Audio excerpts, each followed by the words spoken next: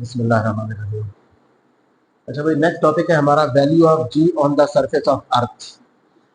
इससे पहले हमने देखा था कि ग्रेविटेशनल फील्ड स्ट्रेंथ, जिसको हम फोर्स पर यूनिट मास से डेजिग्नेट करते हैं या डिफाइन करते हैं, ग्रेविटेशनल फोर्स पर यूनिट मास, उसको हमने कहा था ग्रेविटेशनल फील्ड स्ट्रेंथ।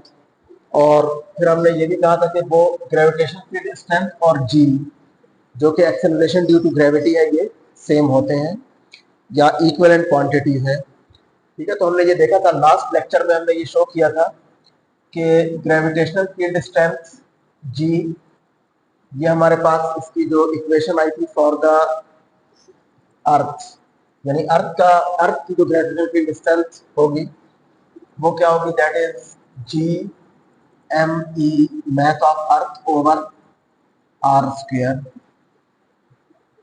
ठीक है, this is the value of G on a distance R from the centre of अर्थ।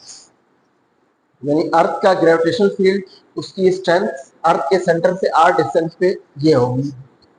और ये जी जो है ये basically acceleration due to gravity के भी इक्विवेलेंट है। यानी gravitational field strength and acceleration due to gravity ये इक्विवेलेंट क्वांटिटीज हैं, ये हमने शो किया था। हमारा टॉपिक है value of G on the surface of earth, यानी अर्थ की सरफेस पे जी की वैल्यू क्या होगी। ठीक है, यानी मतलब ये है कि फर्ज करें ये हमारे पास अर्थ है, जिसको हम तकरीबन स्फेरिकल कंसीडर करते हैं सिंप्लीफाइड वर्जन में, दैट इज द अर्थ, जिसका रेडियस हम लेते हैं R E, radius of earth, this is R E. और हम ये देखना चाह रहे हैं कि what will be the value of G at the surface of earth. तो फर्ज करें यहाँ पे हमारे पास सरफेस ऑफ अर्थ पे कोई बॉडी है या कोई पॉइंट है जो कि सरफेस ऑफ अर्थ पे है, तो वहां पे जी की वैल्यू क्या होगी। तो देखें, पहले हमने कहा था कि ये बॉडी यहाँ पे थी एट अ डिस्टेंस आर। ये हमने उस वक्त ये पूरा डिस्टेंस क्या लिया था, यानी अर्थ के सेंटर से ये डिस्टेंस हमने लिया था आर। ठीक है, स्मॉल आर। तो हमने ये देखा था कि ये जो जी की वैल्यू आती है आर डिस्टेंस पे अर्थ के सेंटर से, यानी उसमें ये डिस्टेंस हमने कंसिडर किया था। अगर यहाँ पे हमारी बॉडी थी जिसकी मास m थी, तो ये जो डिस्टेंस है, this distance was taken as r।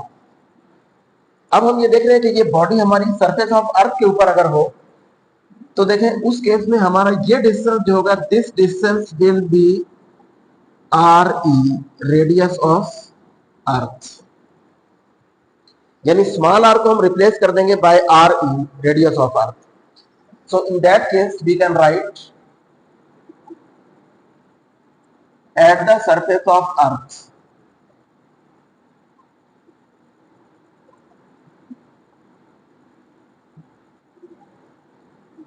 Are is taken as R E, radius of earth. क्योंकि देखिए उस केस में ये जो हमारी बॉडी है, इस बॉडी का रेडियस अर्थ के रेडियस के मुकाबले में बहुत स्मॉल है, तो हम इसको नेग्लेक्ट कर सकते हैं इस बॉडी के रेडियस, यानी जो इन दोनों का जो डिस्टेंस है, सेंटर्स का डिस्टेंस, वो रेडियस ऑफ अर्थ ही के बराबर होगा प्रैक्टिकली।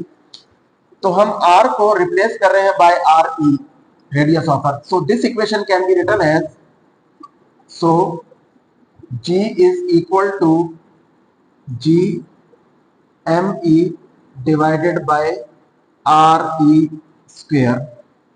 तो ये हमारे पास सरफेस ऑफ अर्थ पे G की वैल्यू ये आ जाएगी, यानी gravitational field strength at the surface of earth भी यही है, और acceleration due to gravity at the surface of earth भी यही है हमारे पास।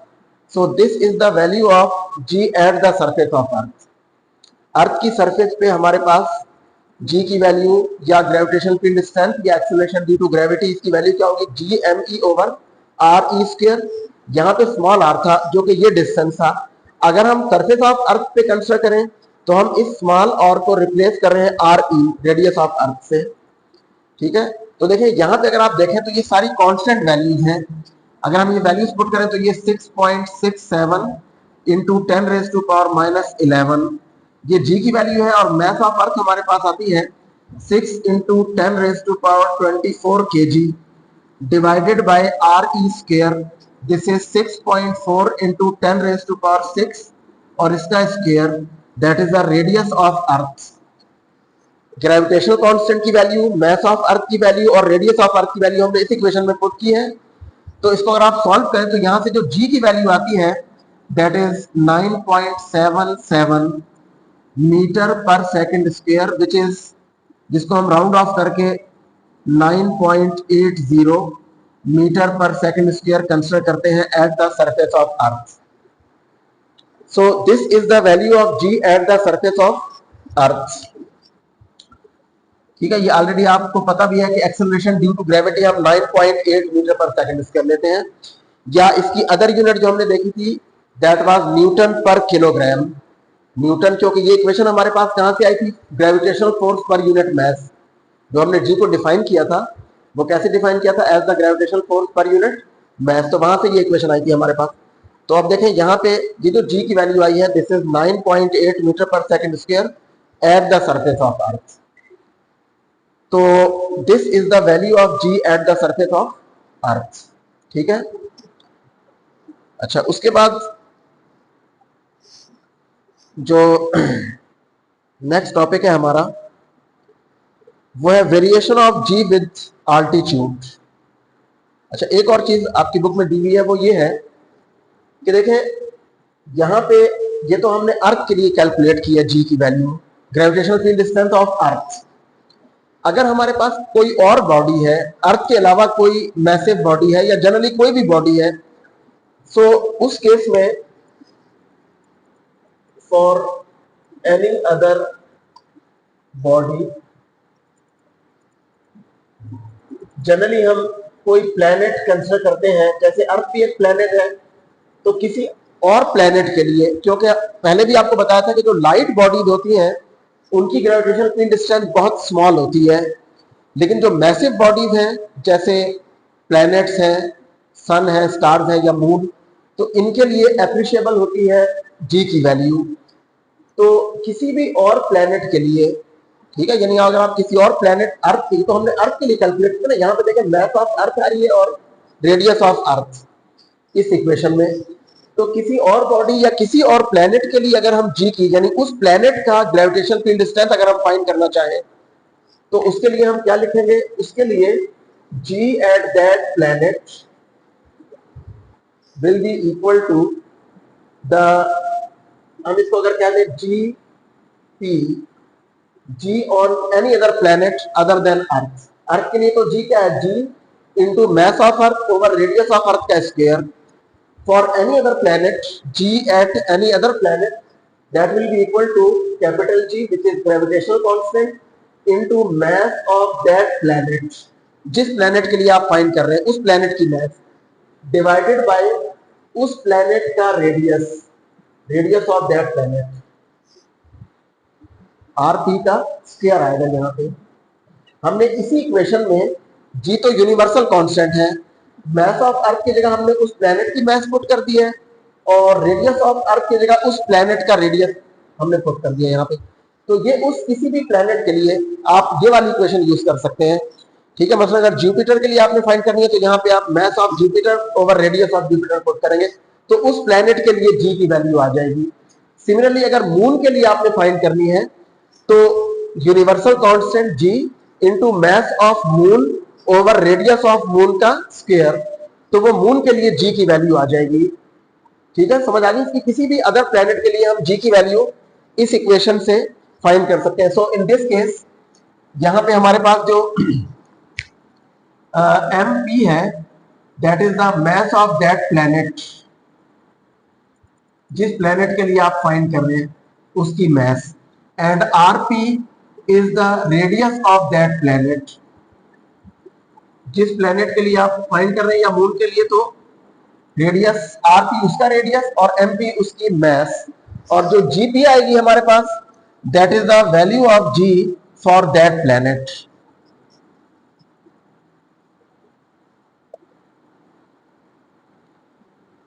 उस प्लैनेट के लिए जी की वैल्यू. ठीक है, तो ये तो हो गई हमारे पास किसी भी बॉडी के लिए. और जनरली हमने देखा था कि अगर आप अर्थ के सेंटर से r डिस्टेंस पे लेंगे तो यहां पे हम स्मॉल r पुट करेंगे, ठीक है। अच्छा, नेक्स्ट जो हमारा टॉपिक है that is variation of g with altitude.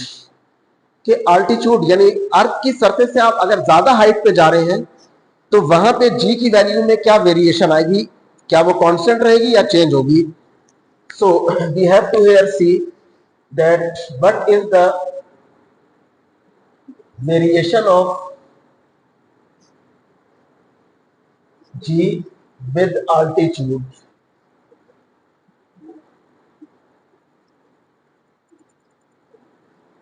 Altitude यानी height from the surface of earth, उसके साथ g की वैल्यू में कैसे वेरिएशन आएगी या किस तरह से चेंज होगी g की वैल्यू विद अल्टीट्यूड, ये हमने देखना है। तो देखिए हमारे पास जो g की जनरल इक्वेशन है वो ये है अर्थ। अब यहां पे हम अर्थ की बात कर रहे हैं। तो देखिए जो हम ऑलरेडी इक्वेशन पिछले टॉपिक में डिराइव कर चुके थे वो हमारे पास है g is equal to GME over R square. यहां पे हमने देखा था कि अर्थ के सेंटर से r डिस्टेंस पे, ठीक है, ये r मैं यहां लिख देता हूं, अर्थ के सेंटर से r डिस्टेंस पे g की वैल्यू ये होती है। और ये कल भी आपको बताया था कि देखें यहां पे ये जो इक्वेशन है हमारे पास, इसमें इस बॉडी की मैस नहीं आ रही। सिमिलरली यहां पे ये मैस आप यहां पे रखें या यहां पे रखें तो जो इक्वेशन हमारे पास ये वाली इक्वेशन है या ये वाली इक्वेशन, ये इक्वेशन है at a distance r from the centre of अर्थ, ये इक्वेशन है eight the surface of earth g की वैल्यूज। तो दोनों इक्वेशन में उस बॉडी की मैसेज यहां पे नहीं आ रही जो बॉडी हम कंसिडर कर रहे थे, क्योंकि वो कल हमने देखा था वो कैंसिल हो गई थी m की value.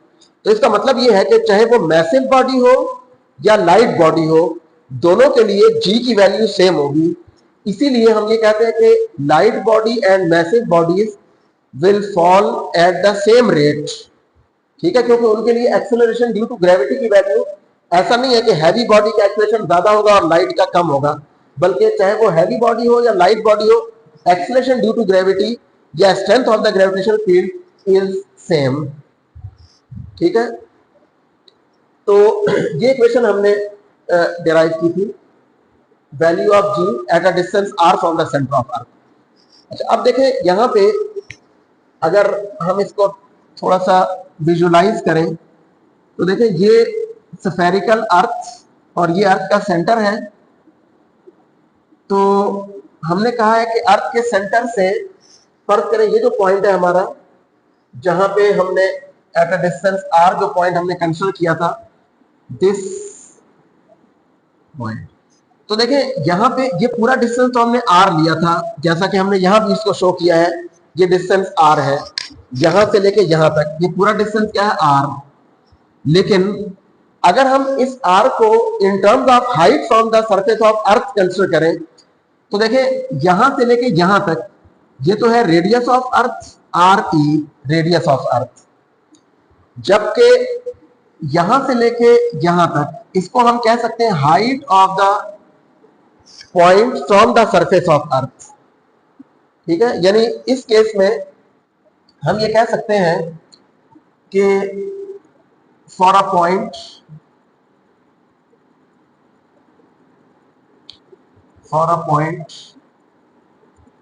At a height h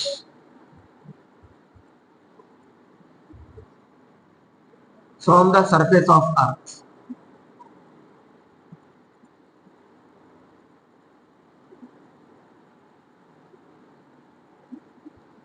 अर्थ की सरफेस से, ये देखें ये अर्थ की सरफेस है, इससे h हाइट पे हम इसी r को रिप्लेस कर सकते हैं या इस r को हम लिख सकते हैं as re, radius of earth, plus h, height of the point of that point from the surface of earth. यानी आप ये कहते हैं कि ये जो पूरा स्मॉल r हमने लिया था सेंटर ऑफ अर्थ से उस पॉइंट का डिस्टेंस, ये स्मॉल r इक्वल है re, radius of earth, plus height from the surface of earth. तो हम स्मॉल r को रिप्लेस कर सकते हैं बाय re प्लस हाइट। तो इस इक्वेशन को हम लिख सकते हैं, इसको आप इक्वेशन 1 कह लें। Then equation 1 can be written as, ठीक है, इक्वेशन 1 को हम अगर हम यही वाली वैल्यू पुट कर दें in equation 1, then we can write G is equal to G ME divided by RE radius of earth plus H का स्क्वायर। तो देखें ये इक्वेशन ये शो कर रही है कि जितनी हाइट ज्यादा होगी from the surface of earth, यानी at a higher altitude, G की वैल्यू कम होती जाएगी। हाइट आप ज्यादा करें तो G की वैल्यू कम होगी, ठीक है। सो वैसे भी आप यहां से भी इसको देख सकते हैं कि देखें जितना R की वैल्यू ज्यादा होगी G की वैल्यू उतना कम होती जाएगी। R की वैल्यू कब ज्यादा होगी? जब आप अर्थ की सरफेस से ज्यादा हाइट पे जाएंगे। So at higher altitudes the value of G decreases because G varies as inverse square law. यहां पे ये भी इनवर्स स्क्वायर लॉ है कि G की वैल्यू R स्क्वायर पे इनवर्सली डिपेंड कर रही है, ठीक है। तो जितना हम अर्थ के सेंटर से दूर जाते जाएंगे, जितना ज्यादा अल्टीट्यूड होगा, हाइट कितनी ज्यादा होगी, तो G की वैल्यू उतनी कम होगी। बट ये G की वैल्यू जो डिक्रीज होती है, जो कम होती है, ये बहुत ज्यादा अल्टीट्यूड पे जाके हमें ये डिक्रीज इसमें नजर आती है। ये टेबल एक दिया हुआ है आपकी बुक में, इसमें देखें ये जो 400 किलोमीटर तक 400 किलोमीटर पे G की वैल्यू लिखी हुई है 8.7, ठीक है। और उसके बाद 35,000 किलोमीटर, तकरीबन 35,700 पे, वहां पे जाके ये 0.2 रह जाएगी G की वैल्यू। तो देखें जितनी हाइट आप ज्यादा करेंगे जनरली, तो उतनी G की वैल्यू कम होती जाएगी, ठीक है। तो we can say that the value of G at a height h, आपकी बुक में जो सिंबल यूज किया है उन्होंने उसको G at a height h, इसको उन्होंने लिखा है G की value at a height h। h height पे from the surface of earth G की वैल्यू ये होगी, ठीक है। यहाँ पे R रेडियस ऑफ अर्थ है और ये हाइट है बॉडी की, या उस पॉइंट की हाइट है from the surface of earth, ठीक है। अच्छा, फिर इसी को इन्होंने एक और तरह से भी मेंशन किया इन टर्म्स ऑफ G। तो वो हम कैसे मेंशन कर सकते हैं? देखें वो उन्होंने इस तरह से किया है कि ग्रेविटेशनल फोर्स जो हमारे पास होती है और वेट ऑफ द बॉडी, अगर हम उसको इक्वेट कर दें, ठीक है, हमारे पास W which is gravitational force या वेट, वो हमारे पास होता है mg। और यही ग्रेविटेशनल फोर्स हमारे पास क्या होती है? वो हमारे पास इक्वल होती है G m me over R square. तो देखें ये m इस m से कैंसिल हो जाएगा और बाकी रह जाएगा हमारे पास G is equal to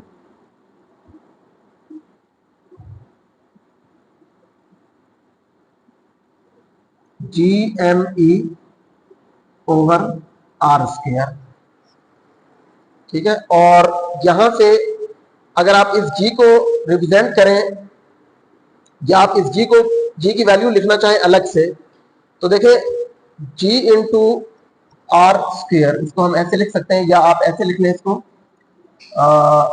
G into ME is equal to G into R square, ठीक है। इस तरह से हम इसको लिख सकते हैं G इंटू R स्क्वायर, ठीक है। अच्छा, तो यहां पे देखें हम इसी इक्वेशन को लिखना चाह रहे हैं इन टर्म्स ऑफ, ये तो G at a height h है, इनको हम इस इक्वेशन को हम G की टर्म में लिखना चाह रहे हैं। तो इसको थोड़ा सा यहां पे इस तरह से कर लें। देखिए जो हमने अभी इक्वेशन लिखी थी, ये वाली इक्वेशन, ये कि at the surface of earth G की वैल्यू ये है GME ओवर RE स्क्वायर, ठीक है, सरफेस ऑफ अर्थ पे। तो ये तो G है at a height h, at the surface of earth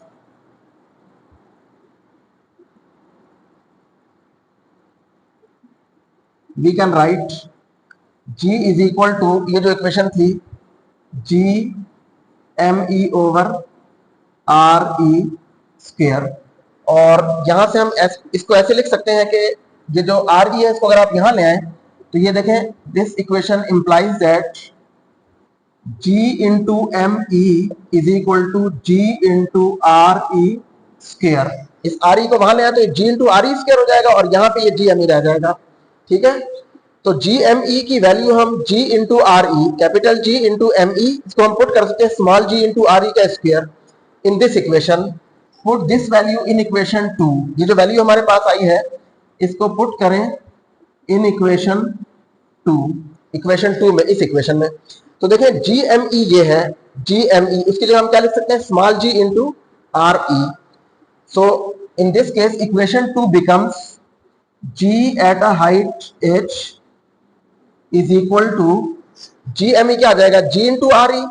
so this is g into R E square divided by ये वाली term as it is R E plus H का होल स्क्वायर। सो आप इस वाली इक्वेशन को भी कह सकते हैं, ये जो इक्वेशन है दिस इक्वेशन, और इक्वेशन ये जो हमने लास्ट में आपकी बुक में ये वाली इक्वेशन उन्होंने डिराइव की है, तो इन दोनों इक्वेशन से हम ये देख सकते हैं कि विद द इंक्रीजिंग अल्टीट्यूड, जैसे जैसे आप हाइट ज्यादा करते जाएंगे from the surface of earth, तो जी की वैल्यू कम होती जाएगी। ठीक है, यहां से भी ये शो हो रहा है और यहां से भी ये शो हो रहा है, क्योंकि इस केस में ये जो जी है ये अब कांस्टेंट है which is 9.8 metre per second square, और ये भी कांस्टेंट है, ये भी कांस्टेंट है। हाइट को आप ज्यादा करेंगे जैसे जैसे, यानी अल्टीट्यूड ज्यादा होगा, तो जी की value at a height H कम होती जाएगी। सो जनरली हमने यहां से और यहां से ये शो किया है, इवन यहां से भी ये चीज शो हो रही है कि जितना आप अर्थ के सेंटर से दूर जाएंगे, मीन जितनी हाइट पे आप जाएंगे, तो जी की वैल्यू कम होती जाएगी, और इसीलिए किसी भी बॉडी का वेट भी कम होता है एट अ हाइट एच, क्योंकि वेट हमारे पास W is equal to M G के इक्वल होता है। ठीक है, वेट ऑफ द बॉडी क्या होता है, W is equal to M G. अगर जी की वैल्यू कम हो रही है तो उस ज्यादा अल्टीट्यूड पे वेट ऑफ द बॉडी भी कम होगा, डिक्रीज होगा। ठीक है, सो ये हमने यहाँ पे दो चीजें देखी हैं कि at the surface of earth G की वैल्यू क्या होगी, वो वैल्यू ये होगी और उसका फार्मूला ये है। ठीक है, eight the surface of earth.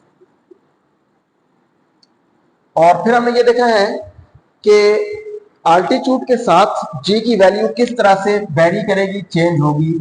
So variation of G with altitude, कि अल्टीट्यूड के साथ मीन जितना आप ज्यादा अल्टीट्यूड पे जाएंगे, हाइट पे जाएंगे, तो जी की वैल्यू किस तरह से वेरी होगी, दैट विल बी डिक्रीज्ड।